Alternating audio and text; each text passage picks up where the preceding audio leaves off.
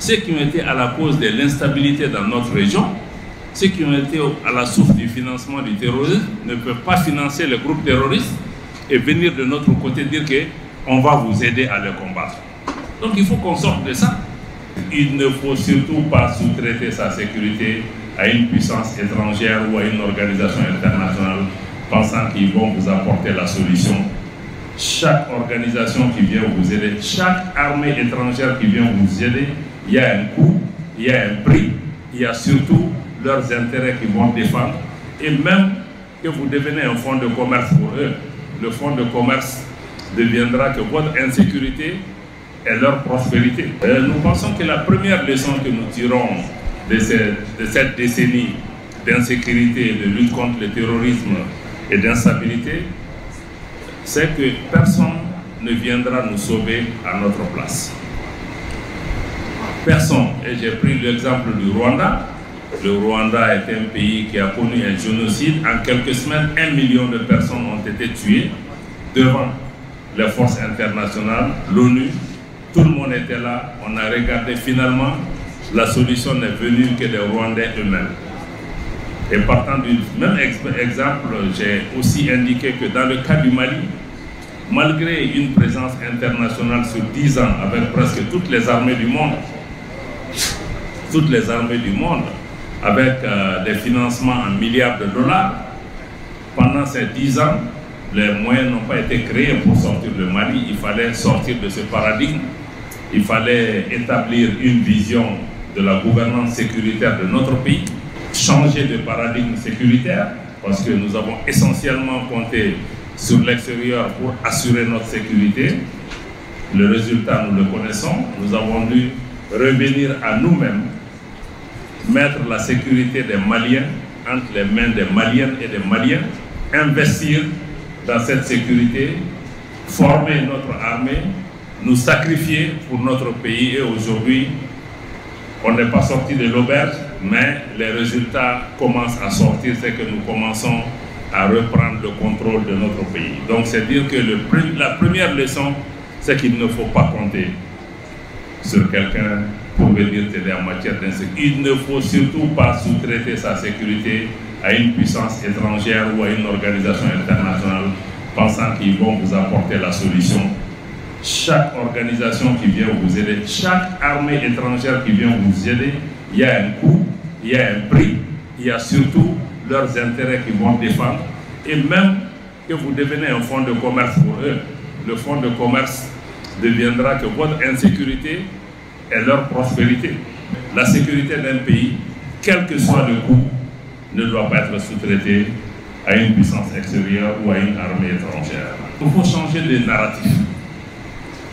Parce que pourquoi la question du narratif est importante? Parce que tout ce que nous faisons est défini par notre vision des problèmes, notre compréhension des problèmes. Le narratif que nous avons aujourd'hui est un narratif qui nous est imposé par d'autres personnes. C'est un narratif qui est véhiculé par des médias étrangers. Des millions sont investis pour nous faire comprendre même qui nous sommes. Pour que le Mali comprenne le Burkina, il faut qu'on lise RFI France 24. Donc ça veut dire que nous-mêmes, un voisin qui est là, on ne peut pas le comprendre sans passer par l'autre. Le changement de narratif veut dire qu'il faut que nous-mêmes, nous nous réapproprions notre histoire.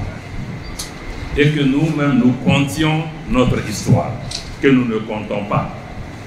Parce qu'aujourd'hui, c'est d'autres personnes qui sont en train de compter l'histoire de l'Afrique. Et quand j'ai expliqué, on a eu une conférence récemment à des amis, que le Mali lui-même ne fut pas un pays enclavé. Au début, le Mali était une puissance maritime, pas la République du Mali, mais l'Empire du Mali. Et que nous sommes devenus un pays enclavé plus tard. Et que c'est un des empereurs du Mali, le roi Aboubakari II, qui a découvert l'Amérique.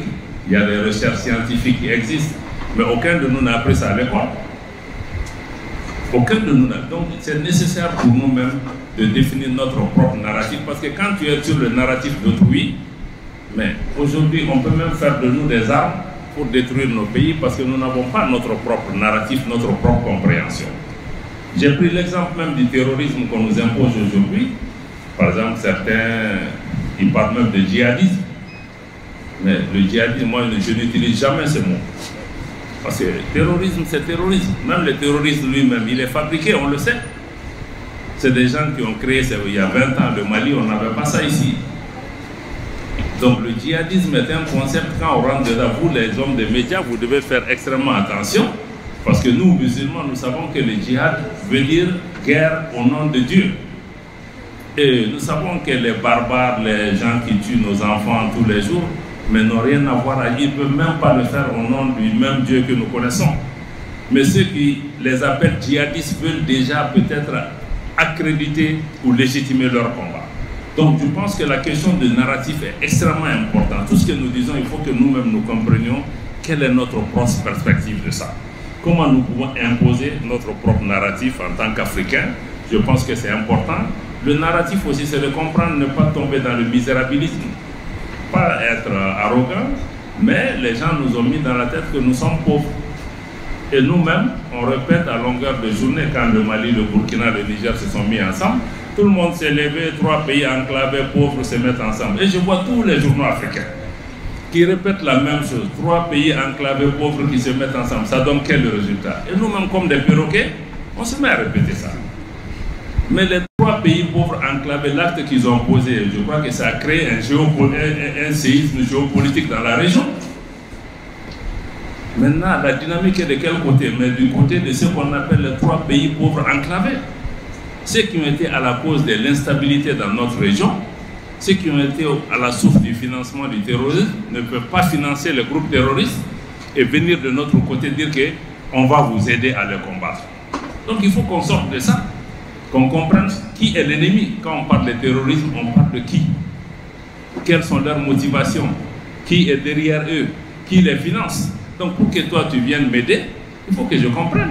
Ceux qui ont bombardé la Libye, qui ont été à la base de l'expansion du terrorisme, mais ne peuvent pas être le médicament des puissances, dans une parfaite hypocrisie, se proclament berceau des droits de l'homme, mais c'est eux qui aujourd'hui sont à la source du financement du terrorisme. Et j'ai rappelé le cas que le Mali a porté devant le Conseil de sécurité des Nations Unies.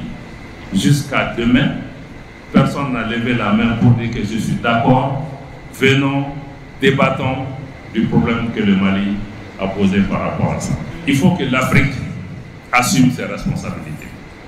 C'est vrai que nous pouvons reprocher beaucoup de choses aux colonisateurs, à beaucoup de pays, mais cela ne nous disculpe pas. Pendant 60 ans, qu'est-ce que nous avons fait de nos pays? Je pense que sur beaucoup de plans, économiques, politiques, sociaux, mais nous avons échoué parce que nous sommes en train de gérer les conséquences de ces échecs. Et pourquoi nous avons échoué? Nous avons notre propre responsabilité.